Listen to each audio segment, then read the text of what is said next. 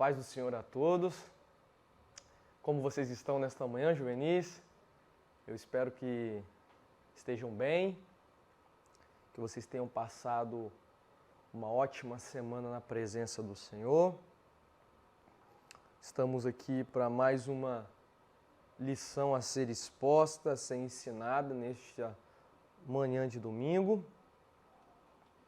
Hoje nós estaremos estudando a lição de número 9, que tem como título O Contínuo Avivamento para a Igreja de Cristo.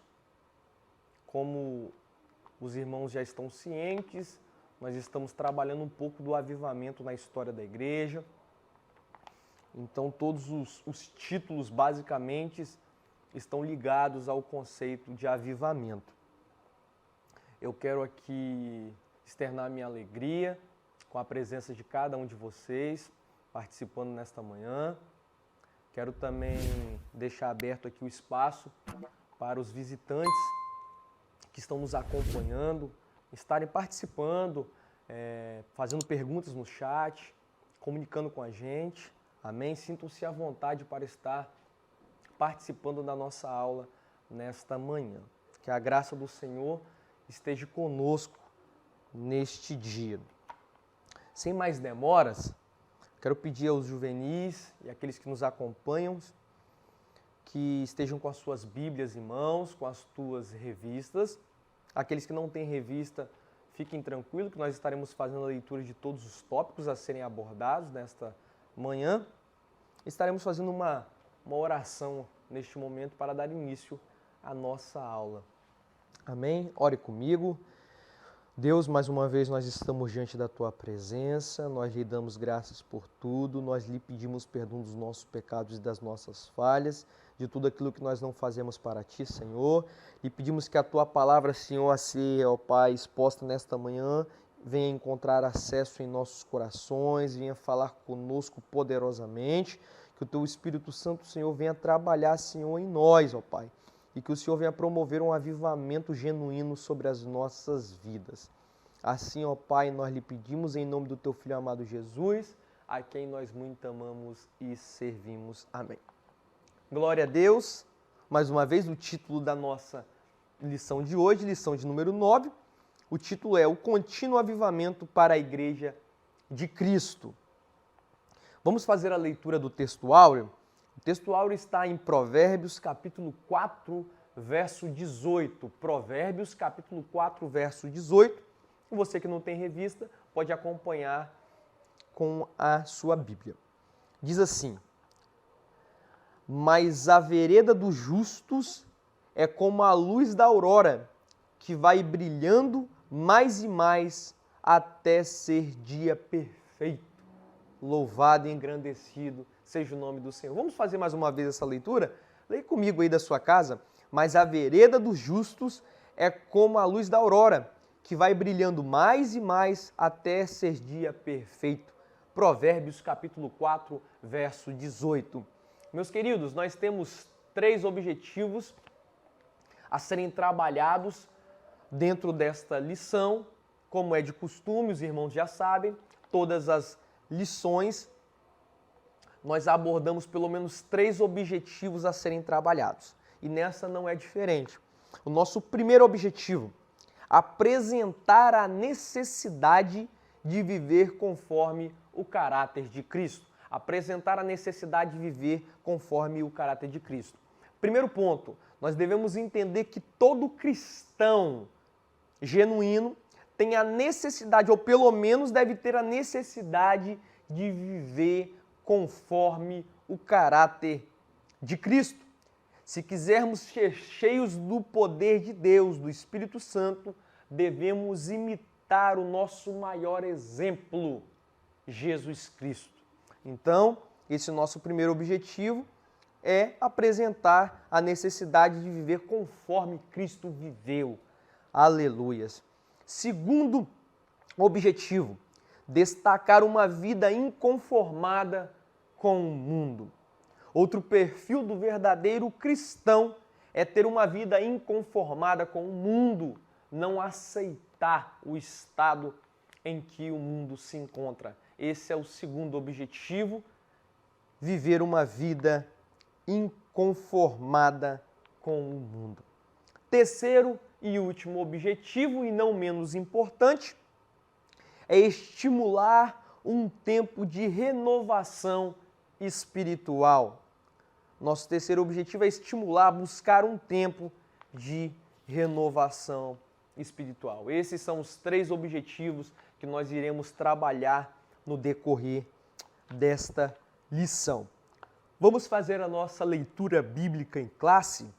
A leitura bíblica em classe está no livro de Romanos, capítulo 12, verso 1 ao verso 8. Você que não tem a revista ou que não está com a sua revista aí em mãos, mas que tem uma Bíblia, você pode acompanhar conosco Romanos, capítulo 12, verso 1 ao verso 8. Leia comigo. Rogo-vos, pois, irmãos, pela compaixão de Deus, que apresenteis o vosso corpo em sacrifício vivo, santo e agradável a Deus, que é o vosso culto racional. E não vos conformeis com este mundo, mas transformai-vos pela renovação do vosso entendimento, para que experimentais quais seja a boa, agradável, perfeita vontade de Deus. Porque pela graça que me é dada, digo a cada um um dentre vós, que não sabia mais do que convém saber, mas que saiba com temperança, conforme a medida da fé que Deus repartiu a cada um. Porque assim como em um corpo temos muitos membros, e nem todos os membros têm a mesma operação. Assim nós que somos muitos, somos um só corpo em Cristo, mas individualmente somos membros uns dos outros. De modo que, tendo diferentes dons, segundo a graça que nos é dada, se é profecia, seja ela segundo a medida da fé. Se é ministério, seja em ministrar, se é ensinar, haja dedicação ao ensino. Ou o que exorta, use esse dom em exortar o que reparte, faça-o com liberdade, o que preside com cuidado, o que exercita misericórdia com alegria. Louvado e engrandecido seja o nome do nosso Deus, do nosso poderoso Deus. Juvenis, nós iremos trabalhar 3 tópicos. Em cada tópico desse, temos pelo menos 3 subtópicos que nós iremos expor, destrinchar, né? À medida que nós iremos avançando na leitura desta revista. Vamos ao primeiro tópico. Primeiro tópico, o contínuo avivamento molda o nosso caráter. O contínuo avivamento molda o nosso caráter. Primeiro subtópico, quando o caráter se degrada. Há um texto no Antigo Testamento em que o salmista descreve uma postura adotada pelo crente que lhe traz autêntica felicidade. Bem-aventurado o varão que não anda segundo o conselho dos ímpios, nem se detém no caminho dos pecadores, nem se assenta na roda dos escarnecedores. Entretanto, analisando o versículo de maneira inversa, percebemos que a degradação do caráter do ser humano pode se dar de modo paulatino e progressivo. Primeiro, andar. Segundo, o conselho dos ímpios. Segundo, se deter, parar no caminho dos pecadores. E, finalmente, terceiro, se assentar na roda dos escarnecedores. Quantas vezes não corremos o perigo, meus queridos, de andar entre companhias que não convém e parar para ouvir os conselhos, os seus conselhos. Os riscos após andar e parar para ouvir a pessoa, se assentar para participar dos escárnios e zombaria dos ímpios. Glória a Deus. Juvenis, o escritor já começa esse primeiro tópico com um alerta, um despertamento para nós.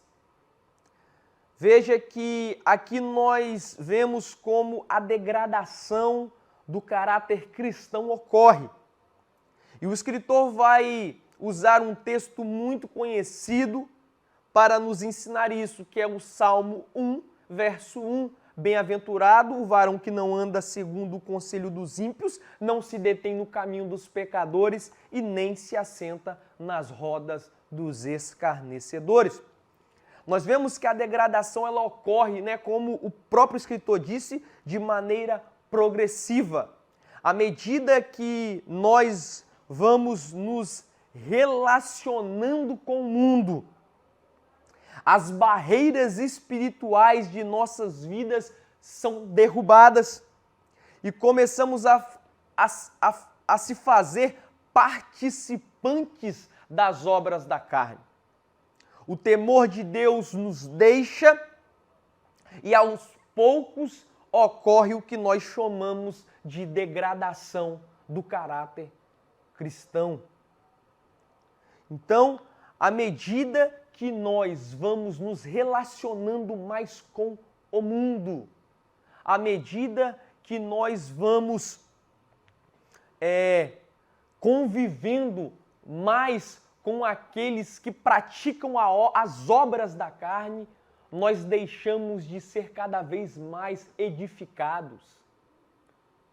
Nós começamos a ceder e aos poucos nós estamos ao inverso do que o próprio salmista diz. Nós estaremos sentados nas rodas dos escarnecedores, nós estaremos nos caminhos dos ímpios.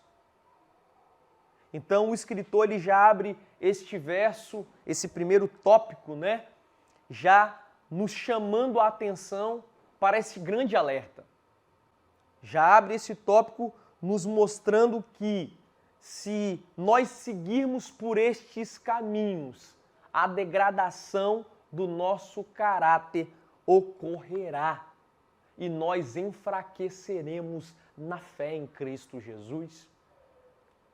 Nós nos tornaremos mais parecidos com o mundo do que parecidos com Cristo. Segundo tópico, o perigo que a igreja corre. Acompanhe comigo.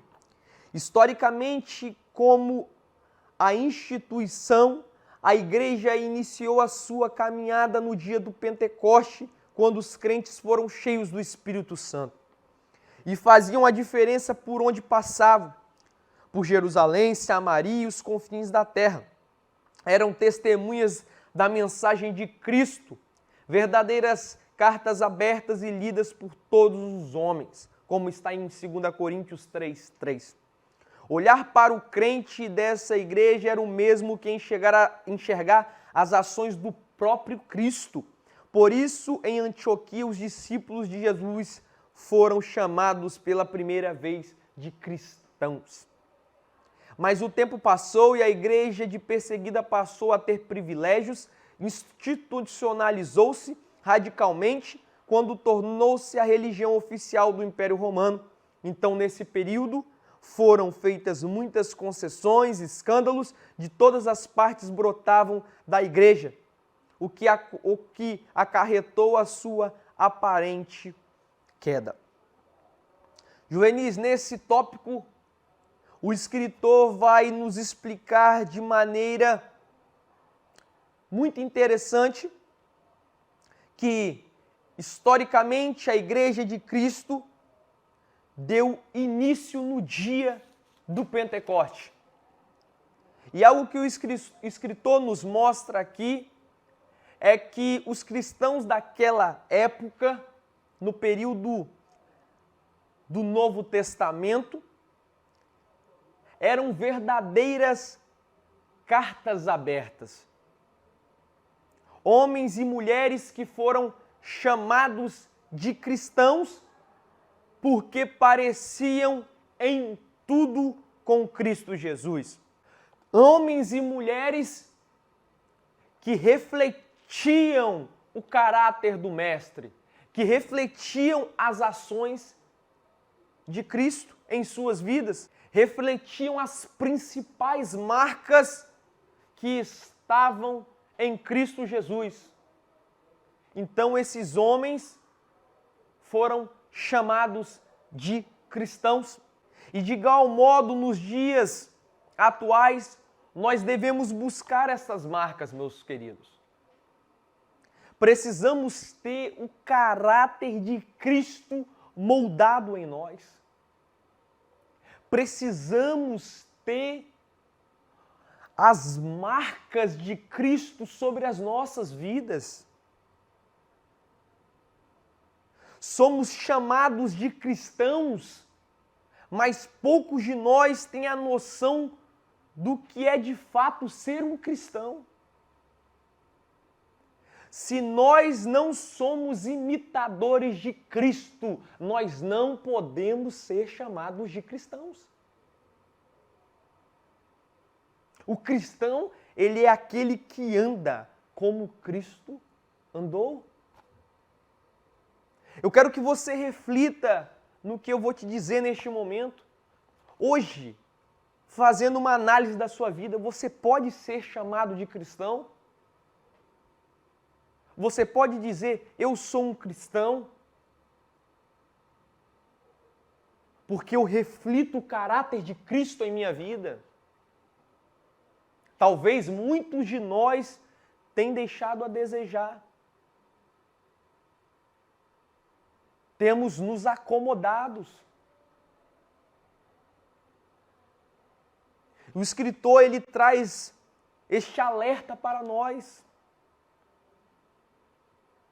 mostrando que os nossos irmãos do passado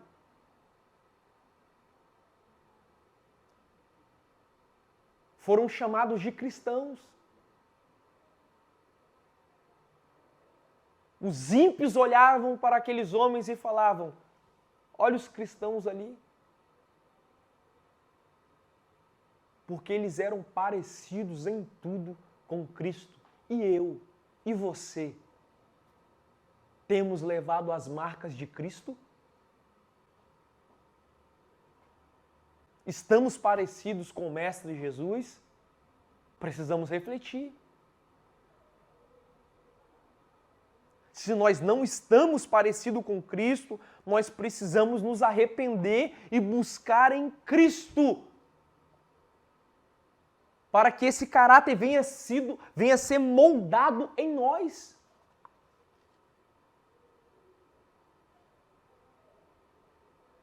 Aleluias. Glória a Deus. Terceiro subtópico. Quando o Espírito molda o nosso caráter. Entretanto, a promessa de Cristo paira sobre a sua igreja.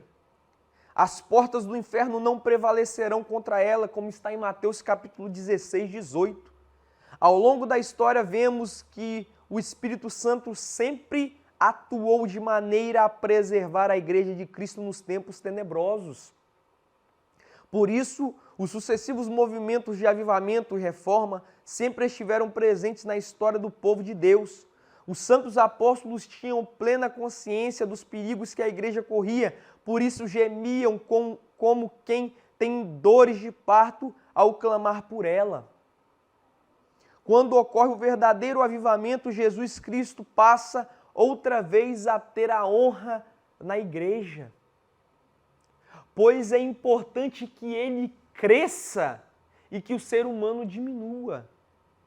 A nossa vontade fica em segundo plano, em segundo lugar, pois o que importa é fazer a vontade do Salvador. Qual a vontade tem prevalecido em sua vida, meu querido, meu irmão, minha irmã? A de Cristo ou a sua? O escritor nos faz essa pergunta. Meus queridos, nesse terceiro subtópico, nós aprendemos que ao longo da história da igreja, o Espírito Santo, ele sempre atuou de maneira a preservar a igreja de Cristo, sempre. Por isso nós vemos que quando a igreja estava em um processo de degradação, Deus sempre levantava homens, mulheres, a fim de exortar o seu povo Homens que pagaram um preço alto, mas viram em seu tempo um avivamento extraordinário que transformou países. Quando ocorre um avivamento, Cristo passa a ter outra vez destaque, honra em sua igreja. E a nossa vontade, como diz o escritor, fica em segundo plano, em segundo lugar, porque nós estamos maravilhados com a tua obra, com o seu poder, com as tuas maravilhas. Então a nossa vontade não importa.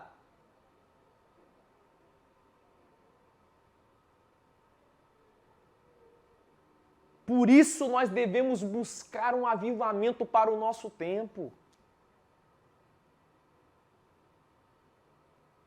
Porque quando há um verdadeiro, um genuíno avivamento sobre a igreja de Cristo, o seu povo fica extasiado, maravilhado, como nós temos aprendido no decorrer das lições passadas. E o escritor, ele nos deixa a seguinte pergunta: qual é a vontade que tem prevalecido em nossa vida, em minha vida, na sua vida? A vontade de Deus ou a sua vontade? Se é a sua vontade que tem prevalecido, meu irmão, minha irmã, algo está errado. Isso precisa mudar. Você precisa buscar em Cristo a solução para este problema. Nós não podemos viver afastados de Cristo. Nós não podemos viver como se Cristo não existisse. Porque quando a nossa vontade prevalece, isso mostra que nós não estamos dando o devido valor às obras do Senhor sobre as nossas vidas, ao seu sacrifício, às tuas maravilhas, às suas bênçãos maravilhosas que Ele tem derramado sobre as nossas vidas, mesmo sem nós merecermos. Reflita sobre isso nesta manhã. Reflita sobre qual vontade tem prevalecido em sua vida. É a sua vontade ou é a vontade de Deus? Que Deus nos dê graça para que nós possamos nos arrepender e buscar incessantemente a sua presença, para que nós possamos ser cheios do Espírito Santo, sermos quebrantados, sermos renovados, de maneira que a nossa vontade não importe, mas que a vontade de Cristo seja presente, real, o que mais nós iremos querer. Aleluias. Segundo tópico, meus queridos, o contínuo avivamento torna-nos inconformados com o mundo. Segundo subtópico do segundo tópico. Primeiro subtópico, desculpa, do segundo tópico. Pensando de maneira correta. Em Romanos capítulo 12, verso 1 ao verso 8, nos deparamos com a preocupação apostólica em oferecer orientações práticas para a igreja. Ao longo da própria carta do apóstolo Paulo aos Romanos, é possível perceber que para os cristãos há uma maneira correta de pensar e refletir acerca de tudo o que emana das Escrituras Sagradas. Essa maneira correta de crer é chamada de ortodoxia ou doutrina correta. Entretanto, a doutrina verdadeira não pode ficar somente na teoria. Ela precisa se tornar ortopraxia ou prática correta. O desafio que Jesus tem no mundo é o de pensar corretamente de acordo com as Escrituras e agir segundo a palavra de Deus. Entretanto, esse processo fará você confrontar-se com o mundo. pensando de maneira correta. Este é o título desse tópico. Queridos juvenis, aqui nós somos despertados mais uma vez. O escritor fala algo muito, mas muito importante. Em outras palavras, ele diz aqui que ortodoxia sem ortopraxia não resolve nada. Não tem serventia. Teoria sem prática não tem serventia, meus irmãos. Mais do que falar, é conhecer a doutrina, e conhecer a doutrina correta é viver essa doutrina. E essa doutrina tem que estar de acordo, alinhada com as Escrituras Sagradas. E quando nós estamos com a nossa doutrina alinhada, e quando nós vivemos o que nós pregamos, o que nós falamos, nós automaticamente nos confrontamos com o mundo.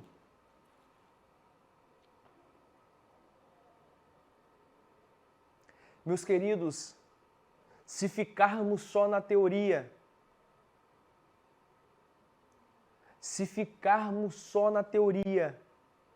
e não na prática, a nossa vida não vai mudar.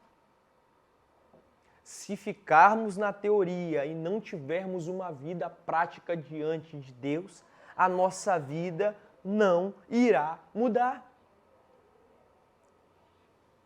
Nós seremos vencidos pelo mundo.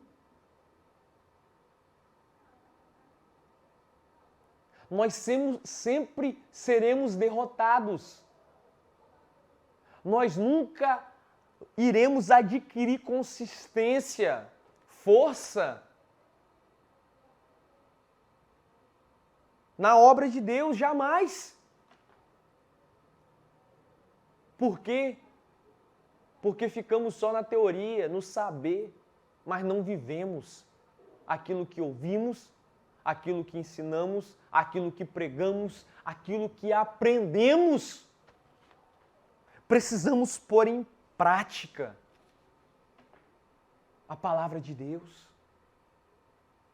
Precisamos viver as verdades do Evangelho.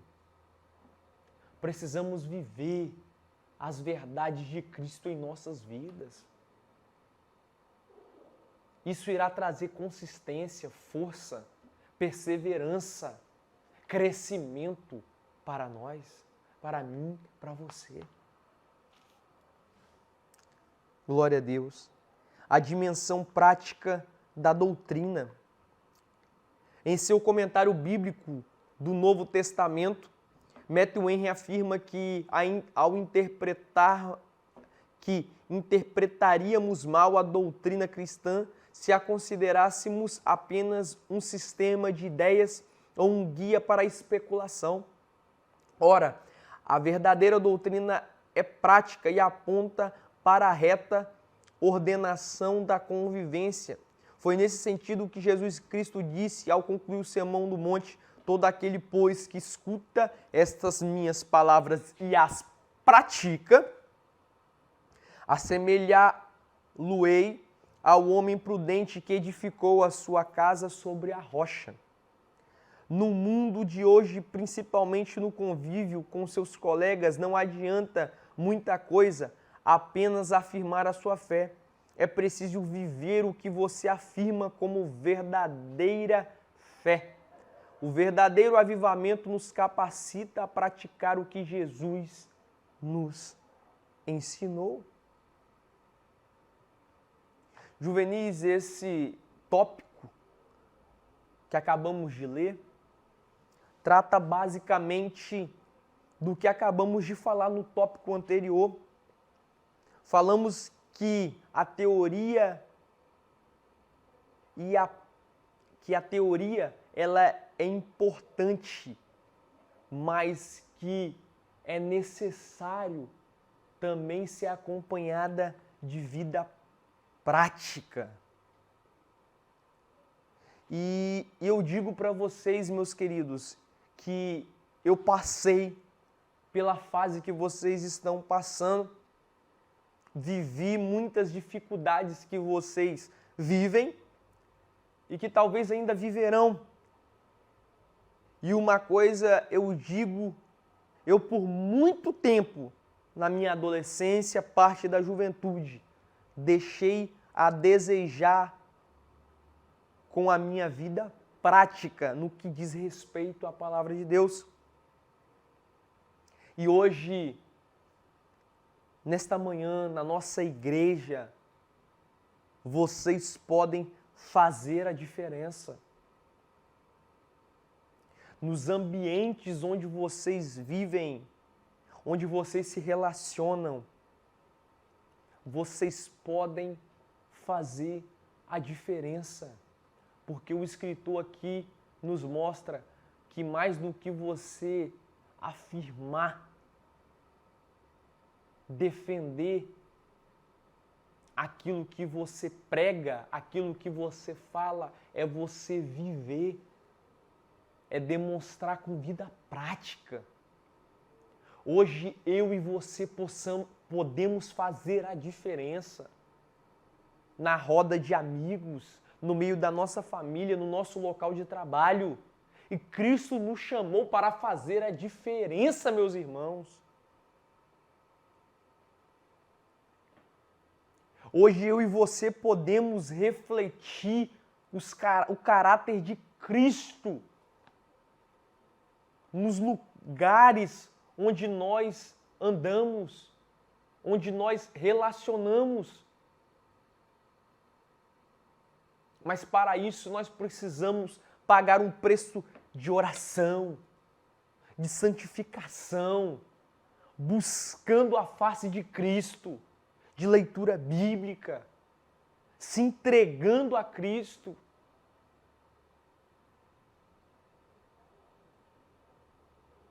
Só assim nós faremos a diferença. Só assim Cristo será engrandecido em nós.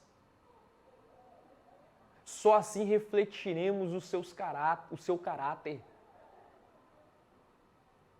E Cristo será glorificado. E não viveremos só de palavra, mas de vida prática, de testemunho prático. Glória a Deus. Terceiro subtópico do segundo tópico, inconformados com o mundo. Conhecendo e praticando a doutrina de Cristo, é inevitável o confronto com o mundo, pois se trata de um sistema absolutamente antagônico ao reino de Deus. O sistema de ideias deste mundo é contra tudo o que Jesus disse e fez.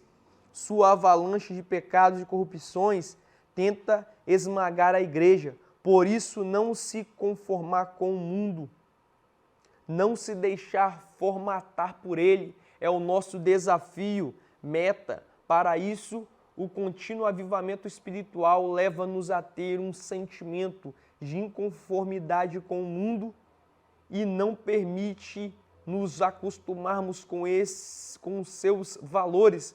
Então você tem se conformado ou inconformado com o mundo? Você tem se conformado ou se inconformado com o mundo? O escritor pergunta. Algo que nós devemos refletir, meus irmãos. Aqui, Juvenis, o escritor nos dá um alerta para a nossa vida espiritual. Ele diz que quando nós conhecemos e praticamos a doutrina de Cristo, é inevitável o confronto com o mundo. Ou seja, se nós não estamos tendo confrontos com o mundo, é porque nós não conhecemos e tampouco praticamos a doutrina de Cristo.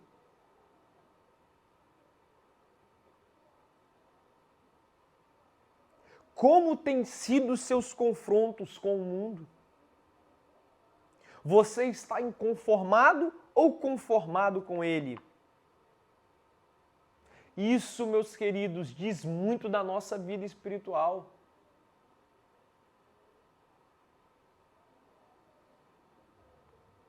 Ou seja, veja, o escritor fala, olha, é inevitável o confronto com o mundo. É inevitável. Se você está praticando as doutrinas de Cristo Jesus, é inevitável. Então, logo, se você não está tendo um confronto com o mundo, é porque você não está praticando. Se está indo tudo bem, se você tem sido amigo do mundo, se você está em paz com o mundo, é porque você não tem praticado as doutrinas de Cristo em sua vida. E você precisa rever o seu evangelho. E você precisa rever a sua vida espiritual. Isso é sério, meus irmãos. Aos poucos, nós vamos sendo derrubados, amolecidos, à medida que nós começamos a nos acostumar com o mundo, à medida que nós deixamos de buscar um pouco mais a face de Deus, o mundo deixa de nos confrontar. E aos poucos nós começamos a nos relacionar com o mundo. Este é um perigo que nós corremos, meus irmãos.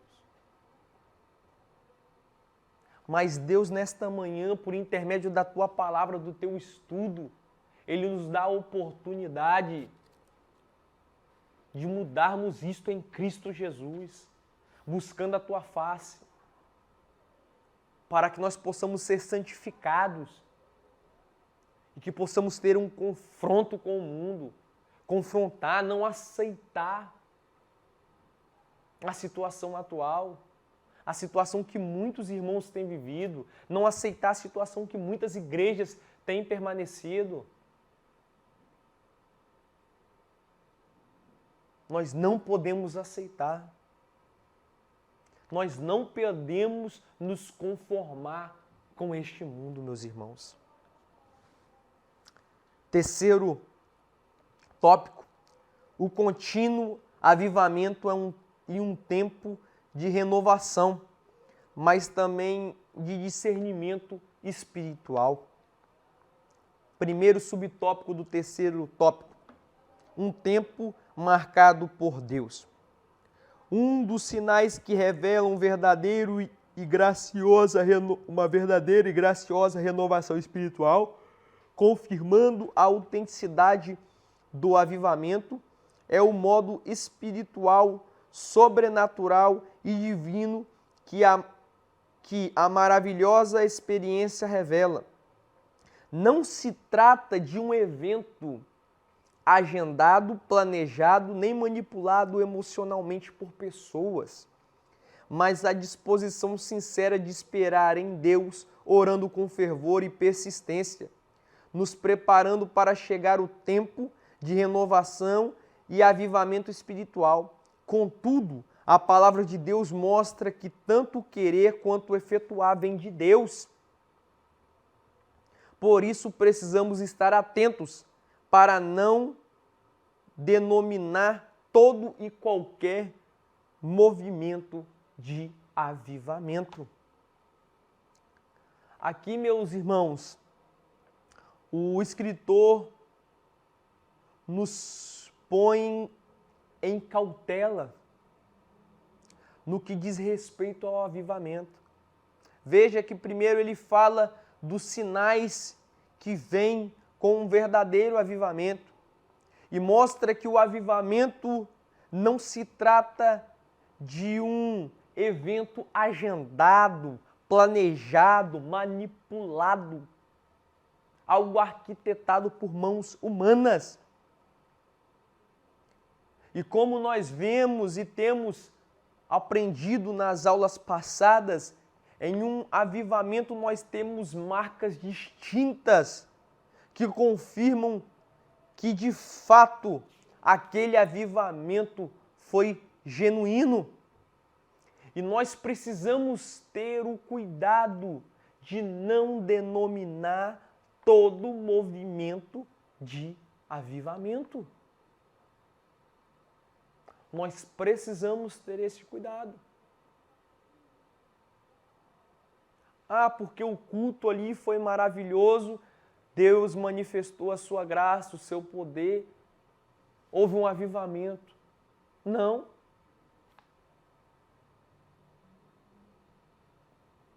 Pode ter havido um despertamento pontual, mas isso não significa que houve de fato um avivamento.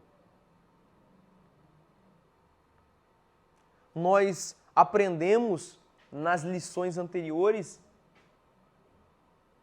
que um avivamento ele é seguido de várias marcas, vários sinais que respaldam aquele evento como um avivamento e um avivamento genuíno. Então nós precisamos ter este cuidado.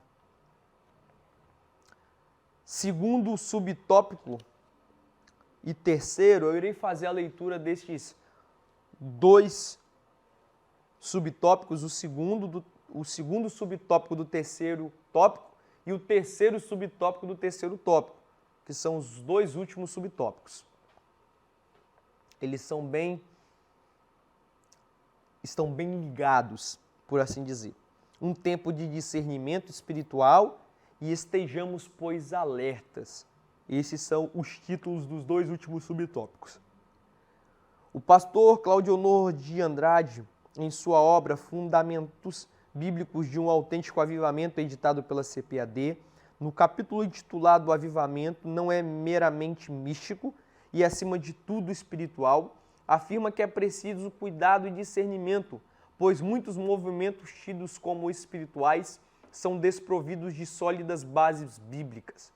O resultado crescem como o joio em meio ao trigo, produzindo muitos falsos ensinamentos que mais se parecem com doutrinas de demônios. Último subtópico. Estejamos, pois, em alertas. O autor continua sua reflexão perguntando: o que se quer dizer com dentes de ouro, cair no espírito, unção de riso e os movimentos que tendem a colocar preço na bênção do Senhor, como a famigerada teologia da prosperidade, da confissão positiva, do triunfalismo, da maldição hereditária, da regressão psicológica. Alertando o povo de Deus, o pastor Claudionor arremata: não vamos deixar que tais coisas nos tirem a força, o verdadeiro avivamento.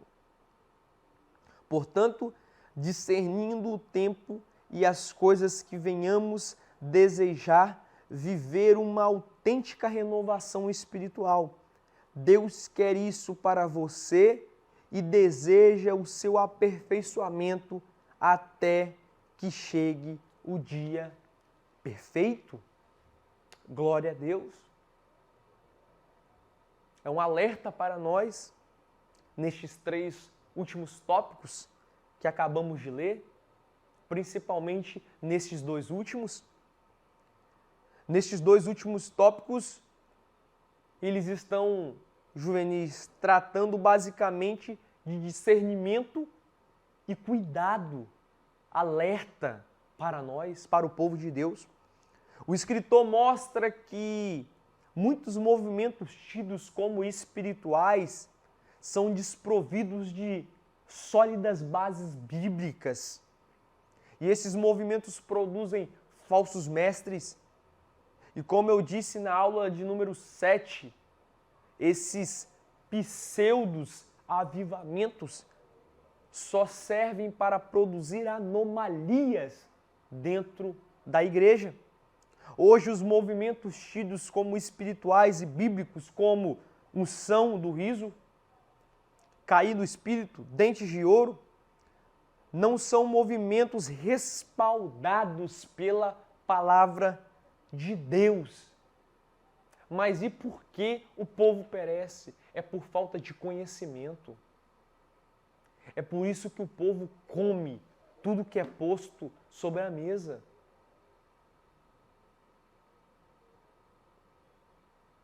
Esses movimentos mirabolantes, movimentos que não chegam nem perto da palavra de Deus,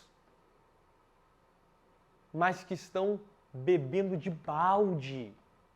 Muitos crentes estão bebendo de balde, vivendo como se estes movimentos procedessem das Escrituras Sagradas, quando na verdade não procedem. São movimentos manipulados, planejados, arquitetados para trazer emoção, que não produz frutos, não produz conversão, não produz transformação, não produz mudança de caráter de vida. Então o escritor ele nos traz esse alerta. Porque como muitos caíram nessas armadilhas, nós também podemos cair, meus irmãos.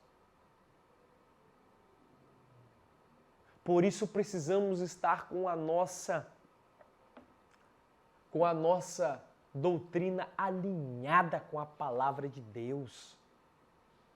Por isso que nós precisamos refletir o caráter de Cristo. Por isso que nós devemos viver o Evangelho de Cristo Jesus, para que essas coisas não nos peguem.